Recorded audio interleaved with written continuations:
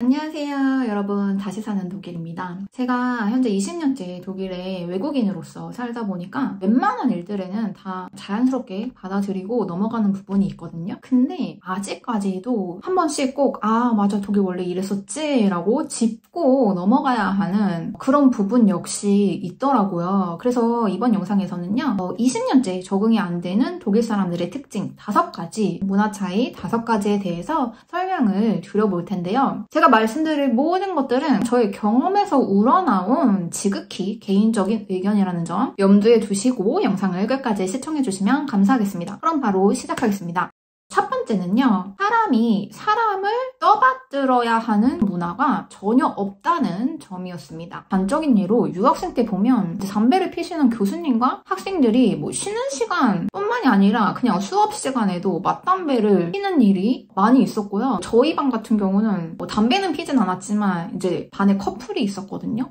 어떤 애정 행각을 교수님 앞에서 하더라. 저희는 항상 견학 수업이 있으니까 가서 보면 교수님이 운전을 하시기도 했어요. 한국적인 마인드로는 자연스럽게 받아들여지지는 않았던 그런 문화였어요, 개인적으로. 그리고 저는 아니지만 이제 저희 신랑 같은 경우는 독일에서 직장 생활을 하고 있는데 그 회사의 파트너 중에서도 최고의 파트너셔. 그분이 이렇게 회사를 정찰을 하실 때가 있나 봐요. 다른 독일 직원들은 그냥 앉아서 할로 해요, 누구누구 이렇게 인사를 한대요. 저희 신랑만 본인도 모르게 자꾸 벌떡 일어나게 되고 악수할 때 고개를 숙이게 되고 그랬었다. 근데 이제 이분이 나중에 말씀이 저희 남편이 독일에 오래 살았는데도 불구하고 아직까지도 이렇게 아시아인의 그런 자세가 있다는 것이 참 재밌다. 이런 얘기를 하셨다고 해요. 본의 아니게 회사에 코미디언이 된 분명히 뭐라고 할 텐데 맨날 제 영상 앞에만 조금 보고 끄더라고요. 그래서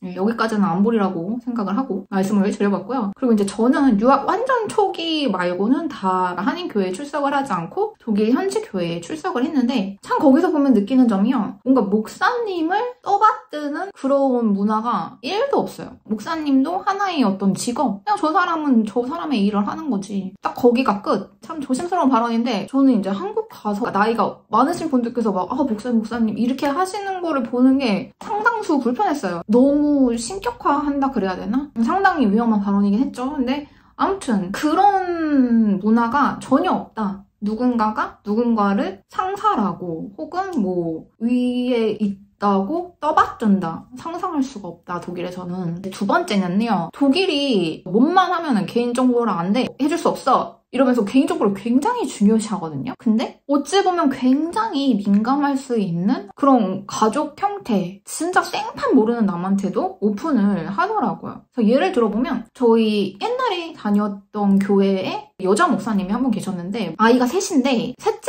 아이가 입양아였어요. 저는 진짜 그 목사님을 처음 뵀었거든요, 그날. 근데 그 자리에서 우리 셋째 입양아인데 독일어로도 그걸 슈트라센킨트라고 해요. 길 아이 이렇게 해서 저는 그 단어도 굉장히 충격적이긴 했어요. 아무튼 요새 사춘기다. 무슨 일이 있을 때마다 문쾅 닫고 들어가면서 이럴 거면은 자기 그냥 내버려두지 왜 데려왔어 이랬다는 거예요. 그 얘기를 하면서 막 깔깔대고 웃으시는 거예요. 진짜 당신은 독일 그 사회에 적응이 안 됐을 때라 굉장히 좀 충격적이었어. 근데 좀 적응이 됐다고 생각을 했는데도 약간 표정 관리가 안 됐었던 그런 사연도 있었는데 저희 아이가 독일 친구랑 공동 생일 파티를 열었던 적이 있어요. 그래서 이제 손님이 두 쪽에서 온 거죠. 근데 저쪽 친구 쪽에서 온 손님 중에 막 너무 예쁜 독일 여자아이가 아빠랑 둘이 왔더라고요. 근데 걔가 너무 막 밝고 활발하고 막 그러길래 쟤 너무 예쁘다 막 이렇게 말을 하면서 친구한테 근데 부인은 왜 같이 안 왔어? 이랬어요. 그런데 이제 저희 친구가 쟤는 부인이 없어 이러더라고요. 그래서 저는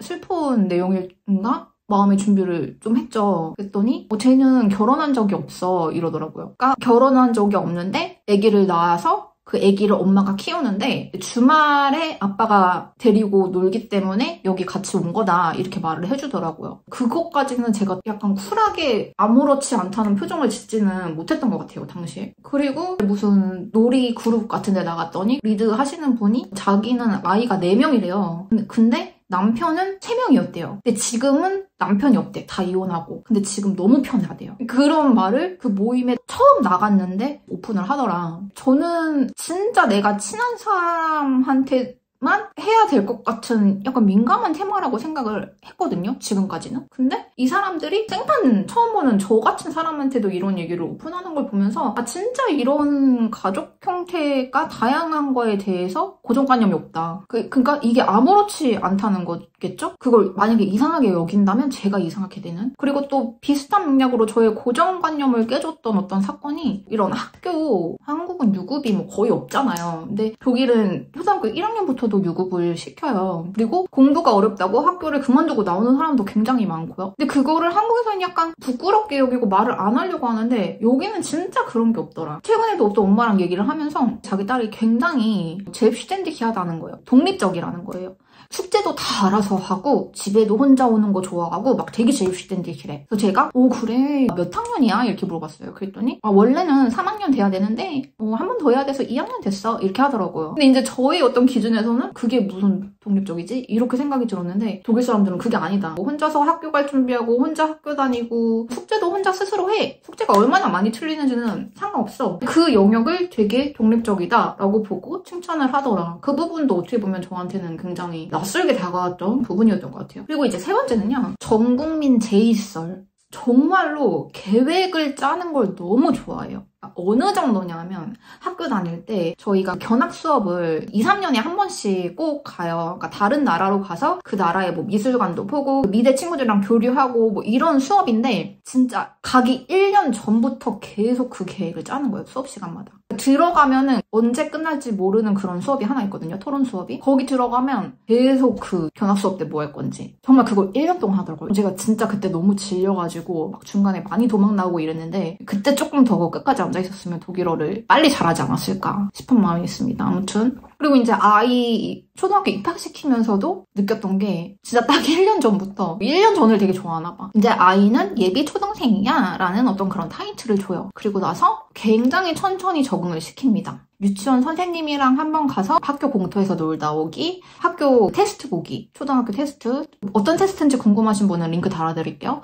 그리고 담임되실 선생님이랑 같이 첫 교실을 수업해보기. 이런 식으로 입학하기 전에 1년 전부터 이런 프로그램을 짜서 돌리더라. 천천히 적응하게끔 한 거죠. 개인적으로는 굉장히 좋았다고 생각을 합니다. 네 번째는 초보가 왕초보를 가르치는 사회. 그러니까 이 타이틀이 저는 한국에서는 되게 최근에 생긴 개념이라고 생각을 하거든요. 시대가 바뀌어서 이제 그런 시대가 됐어 라고 말을 하는데 저는 이게 딱 독일 사회인 것 같아요.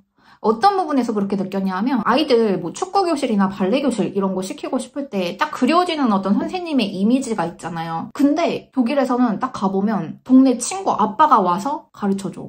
친구가 발레 교실 갔을 때도 풍채가 좋으신 할머니가 나와서 가르쳐 주셨다는 거예요. 취미로 하는 분야에서는 모두 다 프로피가 될 필요가 없다라는 생각을 기본적으로 하고 있더라. 그리고 더 신기한 건 이 배우는 학생들도 굉장히 진지하게 임합니다. 기본적으로 마인드 세팅이 그렇게 돼 있는 것 같아요. 선생님도 배우는 사람도 자기 개발이 동시에 되는 그런 시스템? 그래서 이거는 독일에서 생활하는 외국인인 저희한테도 되게 좋다고 생각을 하는 게 저희가 갖고 있는 취미, 능력이 있으면 아주 전문적이지 않더라도 독일 사회에서는 사용되어질 기회가 마음만 먹으면 있다. 물론 여기서 중요한 거는 독일어겠죠. 근데 제가 독일 생활에서 독일어 중요성은 계속 강조드려도 정말 오바가 아닌 게 여기서 오랫동안 저랑 같이 유학하신 졸업생 분들 얘기해서 제가 아직까지도 기억에 남는 게 예술 쪽에서 실력은 이만큼 쌓았다는 거예요. 그러니까 내가 부끄럽지 않은 만큼의 그 실력은 갖고 있는데 독일 사회에서 이 꿈을 펼치기에 발목을 잡는 게 독일어라는 거예요. 저는 그게 굉장히 충격적이었어요. 차라리 실력이 조금 못해도 내가 전문가가 아니어도 독일어가 되면은 이거를 어디서 남한테 좀 가르쳐주고 나눌 기회가 있더라. 네.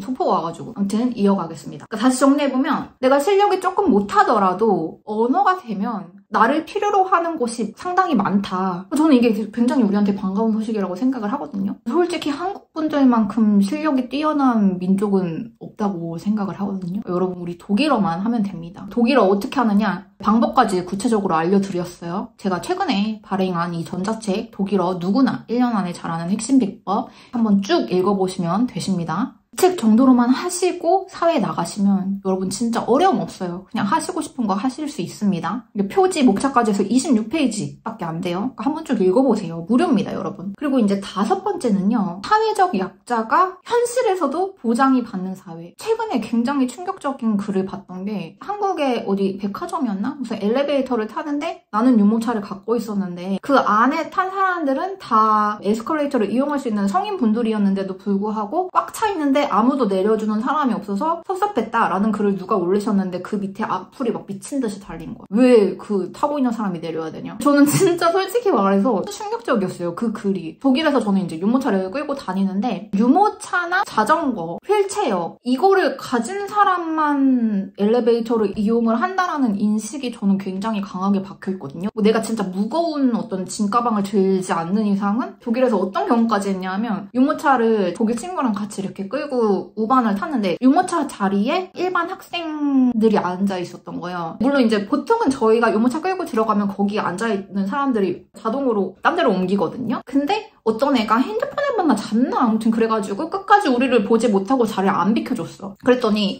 제 옆에 있던 독일 친구가 걔 이렇게 부르면서 여기 유모차 자리니까 너 비키라고 이렇게 말하더라고요. 그랬더니 이제 걔가 비켰어요. 근데 저는 약간 그때 이렇게까지 해도 되는구나 그거를 배웠죠.